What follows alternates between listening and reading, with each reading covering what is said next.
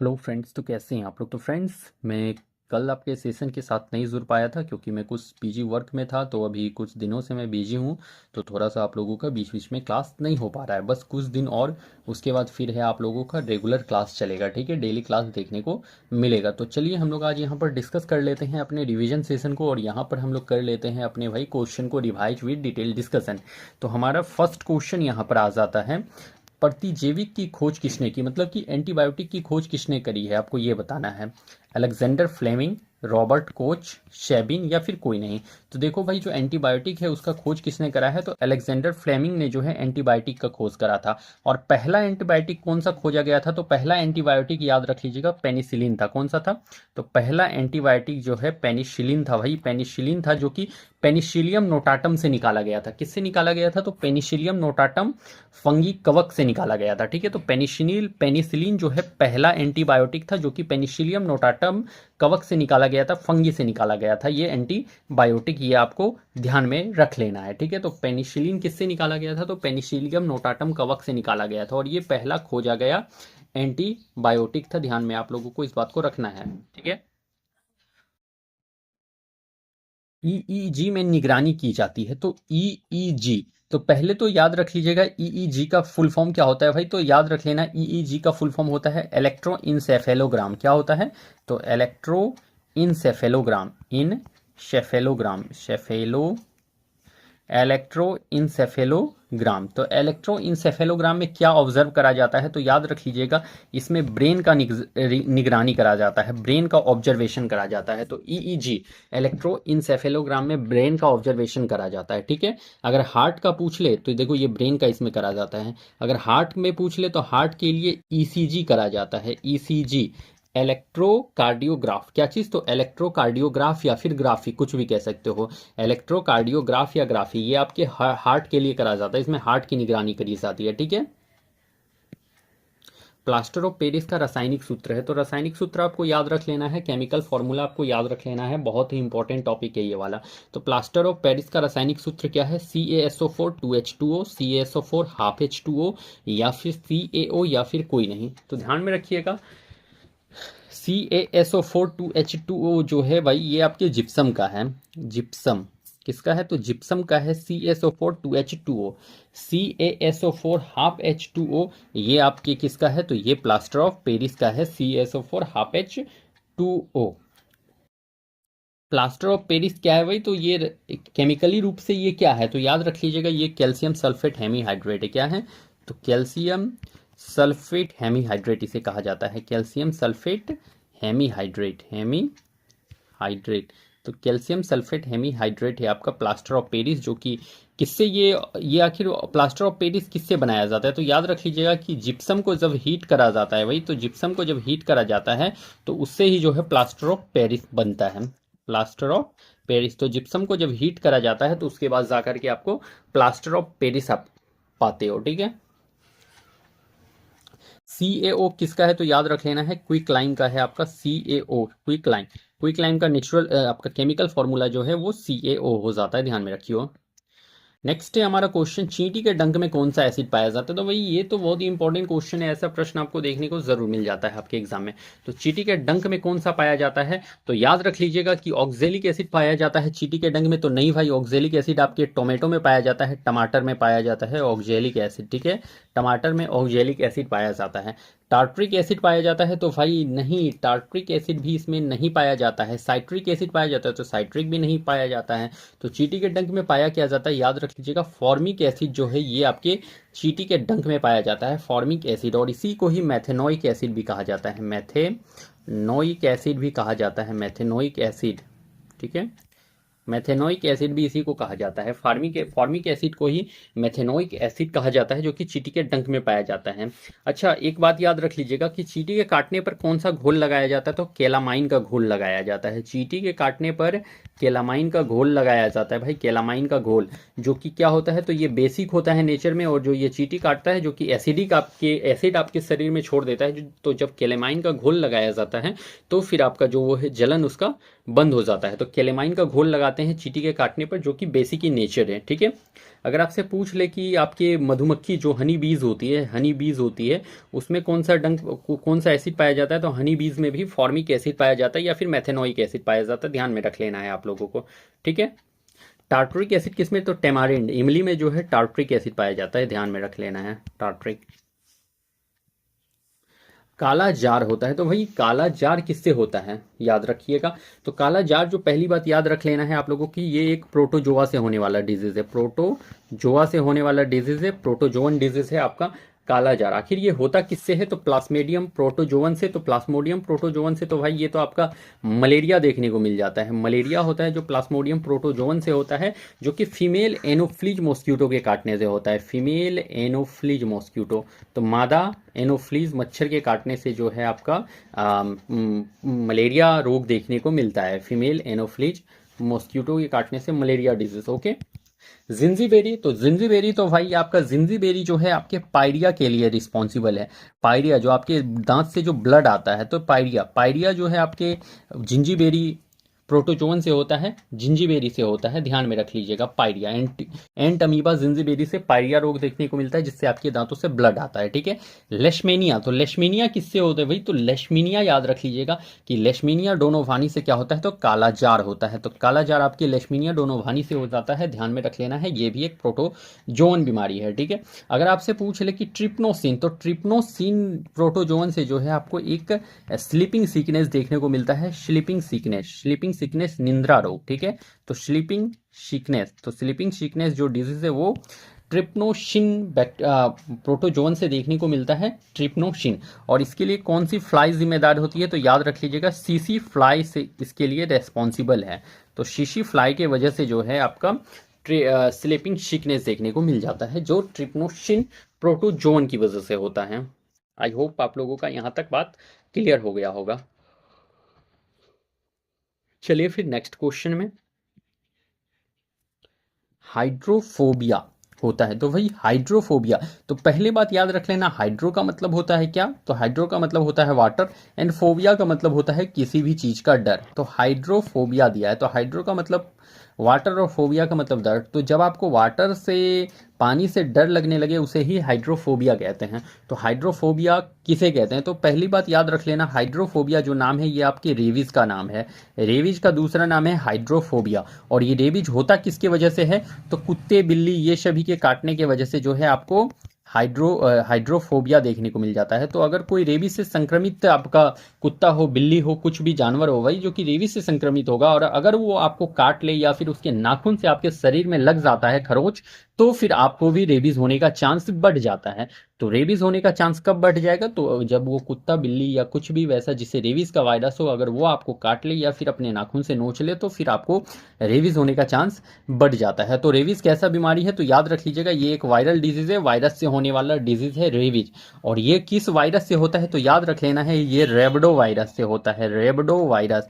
तो रेबीज किस वायरस के इससे होता है, तो रेबडो वायरस इसके लिए रेस्पॉन्सिबल हो जाता है।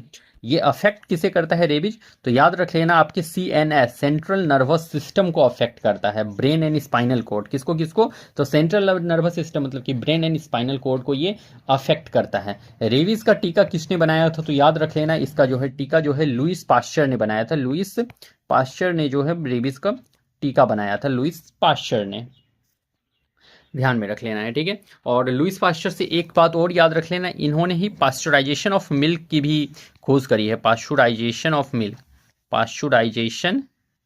Pasteurisation of milk. तो पास्चुराइजेशन ऑफ मिल्क किसने खोज करा है भाई, तो ये भी लुइस पास्चर ने ही खोज करा था। पास्चुराइजेशन ऑफ मिल्क में करा क्या जाता है, तो देखो दूध को जो है, दूध को एक हाई टेम्परेचर में ले जाकर फिर उसे अचानक से ठंडा किया जाता है, उसे ही पास्चुराइजेशन ऑफ मिल्क कहते हैं। तो एक हाई टेम्परेचर में ले जाकर हीट करके उसे फिर अचानक से ठंडा कर देना पास्चुराइजेशन कहलाता है। विटामिन ए भंडारित होता है, तो भाई विटामिन ए कहाँ पर स्टोर होता है ये आपको बता देना है। तो विटामिन ए जो होता है भाई ये आपके यकृत में स्टोर होता है, कहाँ पर, तो यकृत लिवर में स्टोर होता है विटामिन ए।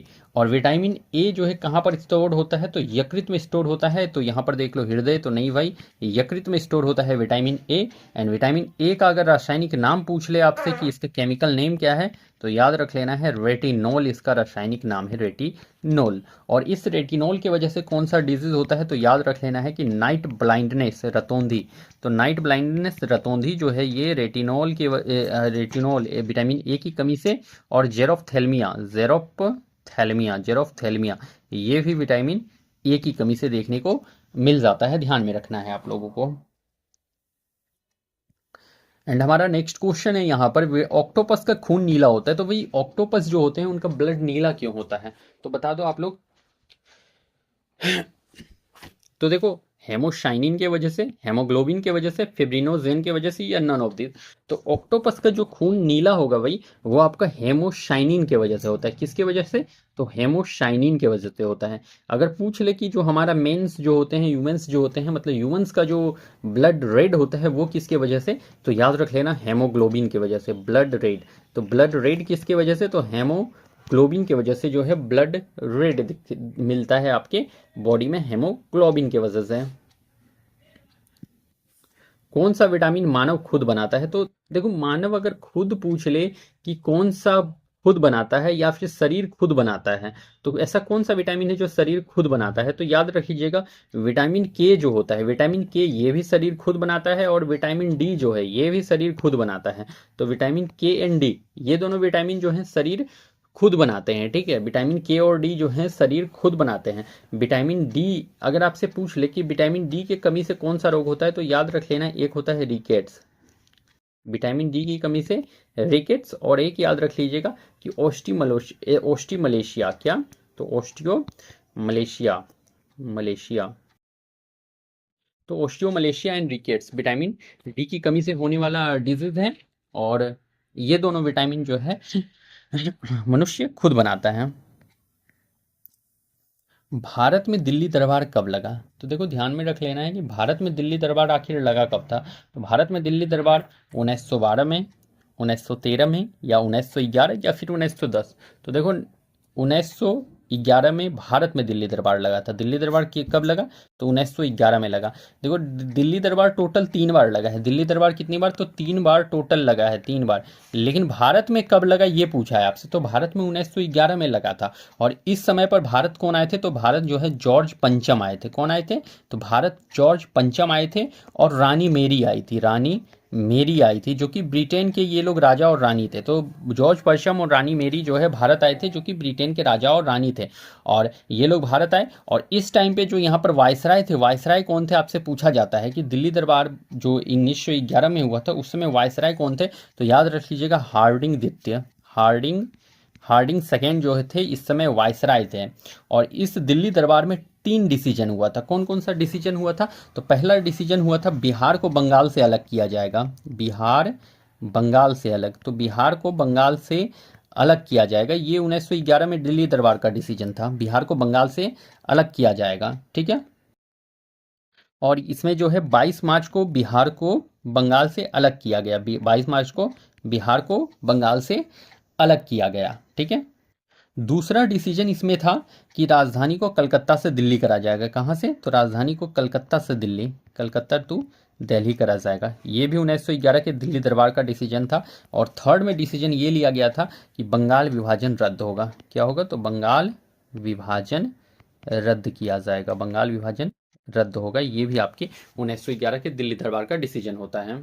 तो ये 3 डिसीजन आपको ध्यान में जरूर रख लेना है।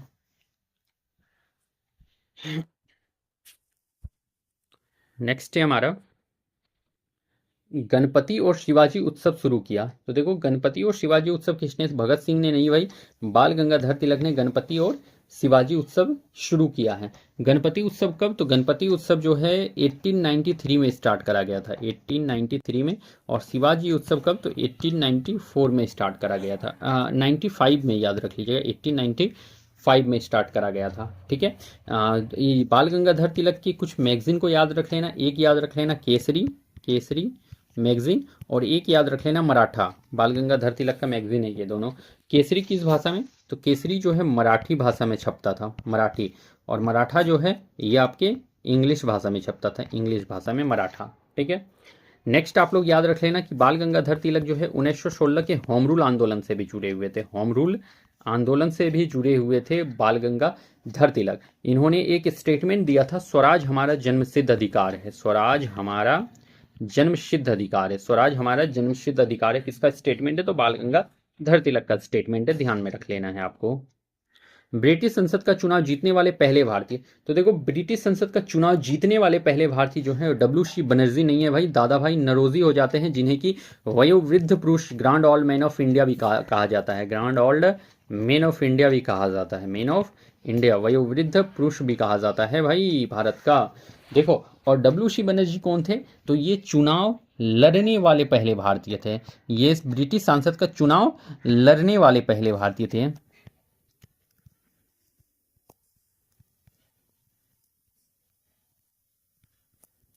तो अब आपसे क्वेश्चन कैसे भी पूछा जाए कंफर्म हो जाओगे। अगर चुनाव जीतने वाले पहले भारतीय पूछे तो दादा भाई नरोजी, एंड चुनाव लड़ने वाले पहले भारतीय पूछे तो WC बनर्जी, आपको ध्यान में रखना है। ठीक है। विधवा पुनर्विवाह के समर्थक कौन थे? तो विधवा पुनर्विवाह के समर्थक भाई कौन थे इनमें से? राजा राम मोहन रॉय तो नहीं थे भाई, ईश्वर चंद्र विद्यासागर विधवा पुनर्विवाह के समर्थक थे, और इन्होंने बेथुन स्कूल खोला था महिला की शिक्षा के लिए, तो फॉर फीमेल्स एडुकेशन इन्होंने बेथुन स्कूल भी खोला था, बेथुन स्कूल, बेथुन स्कूल कहाँ पर? तो कोलकाता में खोला था महिला के एडुकेशन के लिए। ठीक है, कोलकाता में। और ये जो इनकी एक पत्रिका आप लोग जरूर याद रख लीजिएगा, पत्रिका सोम प्रकाश, ये है ईश्वर चंद्र विद्यासागर का जो है मैगजीन था, सोम प्रकाश। और इस समय जो विधवा पुनर्विवाह जब लागू करा जा रहा था, जब समर्थक इसके थे ईश्वर चंद्र विद्यासागर, तो इस समय जो वायसराय कौन थे? तो वायसराय याद रखिएगा लॉर्ड कैनिंग थे, और ये भी विधवा पुनर्विवाह से ही जुड़े हुए हैं। आपसे वो लॉर्ड कैनिंग भी अगर ऑप्शन में आएगा तो करेक्ट होगा, लॉर्ड कैनिंग भी, तो ये भी विधवा पुनर्विवाह से ही जुड़े हुए थे। राजा राम मोहन रॉय के बारे में कुछ यहाँ पर बात कर लेता हूँ आपसे। तो राजा राम मोहन रॉय के बारे में याद रख लीजिएगा, इन्होंने आत्मीय सभा की स्थापना करी, आत्मीय सभा। आपसे पूछा जाएगा आत्मीय सभा का स्थापना किसने करा है? राजा राम मोहन राय। राजा राम मोहन रॉय को राजा की उपाधि किसने दी? राजा राम मोहन रॉय को राजा की उपाधि किसने दी? तो अकबर द्वितीय ने। किसने? तो अकबर द्वितीय ने राजा राम मोहन रॉय को राजा की उपाधि दी। इन्होंने जो है ब्रह्म समाज का भी स्थापना करा है, ब्रह्म समाज का भी स्थापना करा। कब? तो 1828, 1828 में। ठीक है। इन्होंने सती प्रथा का भी अंत किया है, राजा राम मोहन रॉय ने सती प्रथा का भी अंत किया है, ध्यान में रखिएगा, राजा राम मोहन रॉय ने सती प्रथा का भी अंत किया है 1829 में। कब? 1829 में। किसके मदद से? तो लॉर्ड विलियम बेंटिक की मदद से। ठीक है। इन्होंने हिंदू कॉलेज का भी स्थापना करा था, हिंदू कॉलेज का भी स्थापना करा था। कब? तो 1817 में, 1817 में। और हिंदू कॉलेज का स्थापना 1817 में। राजा राम मोहन रॉय का एक पत्रिका जरूर याद रखेंगे आप लोग, कौन कौन सा? संवाद कौमुदी, संवाद कौमुदी, संवाद कौमुदी। और साथ में याद रख लेना मिरातुल अखबार, मिरातुल अखबार। तो संवाद कौमुदी और मिरातुल अखबार राजा राम मोहन रॉय का मैगजीन हो जाता है। संवाद कौमुदी किस भाषा में? तो बांग्ला भाषा में लिखा जाता था भाई, संवाद कौमुदी बांग्ला, एंड मिरातुल अखबार किस भाषा में? तो याद रख लीजिएगा फारसी भाषा में, फारसी। ठीक है, मिरातुल अखबार फारसी भाषा में। राजा राम मोहन रॉय को राजा की उपाधि किसने दी? तो देखो अकबर द्वितीय ने अभी पीछे मैंने डिस्कस कर रखा है आपसे, किसने? तो अकबर द्वितीय ने दिया था। रामकृष्ण मिशन के संस्थापक कौन थे? तो विवेकानंद, रामकृष्ण परमहंस, प्रेमचंद्र, कोई नहीं। तो रामकृष्ण मिशन के संस्थापक कौन थे? आपको ये पूछ रखा है ना। तो रामकृष्ण मिशन के संस्थापक कौन थे बताइए आप ही लोग। तो भाई इसके संस्थापक जो हो जाते हैं, कौन हो जाते हैं? तो विवेकानंद हो जाते हैं। किसके याद में बनाया था? तो अपने गुरु रामकृष्ण परमहंस की याद में इन्होंने रामकृष्ण मिशन का स्थापना करा था। ठीक है। विवेकानंद के कुछ बुक को आप लोग याद रख लेंगे। एक याद रख लेंगे कर्मयोग, कर्मयोग, कर्मयोग, ज्ञान योग, कर्मयोग, ज्ञान योग, राजयोग, राजयोग। और एक याद रख लेंगे कोलंबो टू अल्मोड़ा, कोलंबो टू अल्मोड़ा। ये राजा राम मोहन रॉय का क्या है, विवेकानंद का ये सभी बुक हो जाता है। इन्होंने 2 धर्म सम्मेलन में भाग लिया था, एक तो शिकागो के धर्म सम्मेलन में भाग लिया और एक पेरिस के धर्म सम्मेलन में भाग लिया। तो राजा राम विवेकानंद ने 2 धर्म सम्मेलन में भाग लिया, एक तो शिकागो वाले में और एक लिया पेरिस वाले में, ठीक है। तो शिकागो और पेरिस के धर्म सम्मेलन में इन्होंने भाग लिया था। आर्य समाज के संस्थापक, तो आर्य समाज के संस्थापक स्वामी दयानंद सरस्वती, बिल्कुल यही सही है। और कब स्थापना करा गया था, तो 1875 में आर्य समाज का स्थापना करा गया था, 1875 में। ये स्वामी दयानंद सरस्वती ने ही शुद्धिकरण आंदोलन भी चलाया था, शुद्धिकरण आंदोलन, ठीक है। इन्होंने ही एक स्टेटमेंट दिया था, वेदों की ओर लौटो, वेदों की ओर लौटो, स्वामी दयानंद सरस्वती का स्टेटमेंट था। इनका मूल नाम क्या था, तो मूल नाम पूछ लेगा तो मूल शंकर याद रख लीजिए। स्वामी दयानंद सरस्वती का मूल नाम मूल शंकर। इनके गुरु का नाम पूछे तो ब्रिजानंद। और इन्होंने एक सत्यार्थ प्रकाश की रचना करी थी। सत्यार्थ प्रकाश स्वामी दयानंद सरस्वती की एक मैगजीन है, इन्होंने इसकी रचना करी है, सत्यार्थ प्रकाश, ठीक है। आर्य तिब्बत से आए हैं, ये किसने बताया, तो स्वामी दयानंद सरस्वती ने बताया कि आर्य तिब्बत से आए हैं। स्वराज एंड स्वशासन शब्द का पहली बार प्रयोग किसने करा था, स्वराज एंड स्वशासन, स्वराज और स्वशासन का पहली बार प्रयोग स्वामी दयानंद सरस्वती ने करा था। तो स्वराज और स्वशासन शब्द का पहली बार प्रयोग स्वामी दयानंद सरस्वती ने करा था। इन्होंने अखंड खंडनीय पताका फहराया था, कहाँ पर, तो आगरा में, अखंड खंडनीय पताका। तो अखंड खंडनीय पताका किसने फहराया था, तो स्वामी दयानंद सरस्वती ने फहराया था, कहाँ पर, तो आगरा में, याद रख लीजिएगा, ठीक है। थियोसॉफिकल सोसाइटी की स्थापना कब हुई थी, 1888, 1875, 1956, 1457। 1875 में थियोसॉफिकल सोसाइटी की स्थापना किसने करी है, तो याद रखिए मैडम ब्लावास्की एंड कर्नल ऑलकॉट ने, वास्की। तो मैडम ब्लावास्की और कर्नल ऑलकॉट ने जो है ये आपके थियोसॉफिकल सोसाइटी की स्थापना करी है। बहावी आंदोलन का केंद्र, तो देखो ये पटना था। बहावी आंदोलन का केंद्र जो भाई ये आपका पटना हो जाता है, कहाँ हो जाता है, तो याद रख लीजिएगा बहावी आंदोलन का केंद्र पटना हो जाता है। इसके नेता कौन थे, तो सैयद अहमद बरेलवी नेता हो जाते हैं, ठीक है। बिहार से नेता पूछ ले तो इनायत अली और विनायत अली हो जाते हैं, विनायत अली हो जाते हैं, ध्यान में रख लेना है।